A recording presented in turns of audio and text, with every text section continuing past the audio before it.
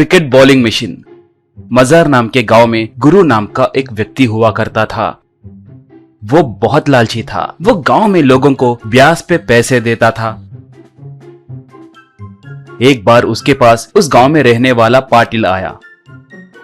पाटिल गुरु से, भाई मुझे 20,000 रुपए उधार चाहिए, ब्याज जितना चाहे उतना ले लो, 6 महीनों में वापस दे दूंगा। कहा गुरु तब, तुम्हें गुरु के बारे में पता है ना, पहले जरूरत बताई तो ही पैसे दूंगा, नहीं तो नहीं दूंगा। कहा पाटिल तब, भाई मुझे बचपन से क्रिकेटर बनने का बहुत शौक था, मगर मैं बन नहीं सका। अब मेरे बेटे के द्वारा शौक पूरा करना चाहता हूँ। उसके लिए उसे बचपन से ही ट्रेनिंग देना होगा। ट्रेनिंग के लिए महीने के 5,000 होंगे भाई, एडवांस 15,000, उसके बाद बैट बॉल्स किट खरीदने कम से कम 10,000 तो खर्च होंगे। कहा तब गुरु अपने मन में, बाप रे बाप, क्रिकेट में इतने पैसे आते हैं क्या? वो ट्रेनिंग मैं ही दिए तो पैसे भी मैं ही ले सकता हूँ ना। यूं सोचकर गुरु पाटिल से, पाटिल तुम खुशकिस्मत वाले हो रे, तुम्हें पता है ना कि मुझे क्रिकेट बहुत पसंद है। एक जमाने में मैं इंडियन टीम का कोच बनने की कोशिश भी किया। देखो मेरे जगह पे ही मैं क्रिकेट प्रैक्टिस सेटअप रखूंगा, इसलिए कहीं दूर क्यों जाना, हमारे पास ही ज्वाइन करवाओ। महीने के 50 रुपए डिस्काउंट भी दूंगा,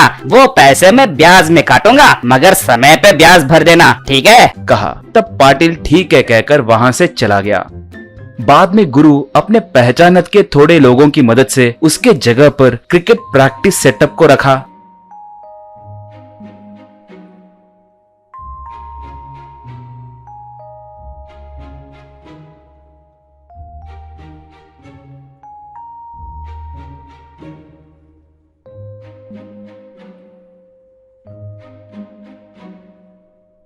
बाद में पाटिल ध्रुवा को लाकर उसमें ज्वाइन किया।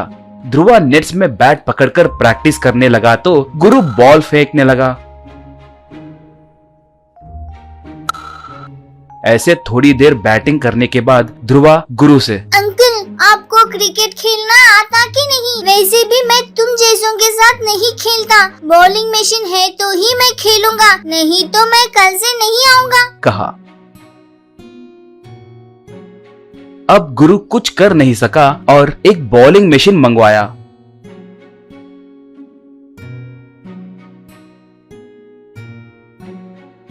बाद में ध्रुवा उससे प्रैक्टिस करने लगा।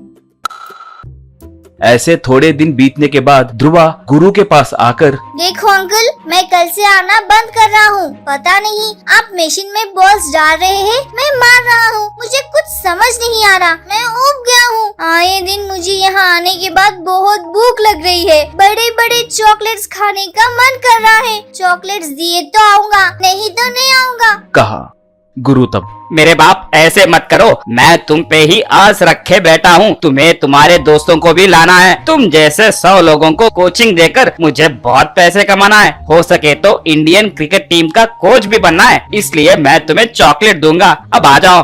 कहा ध्रुवा मान गया।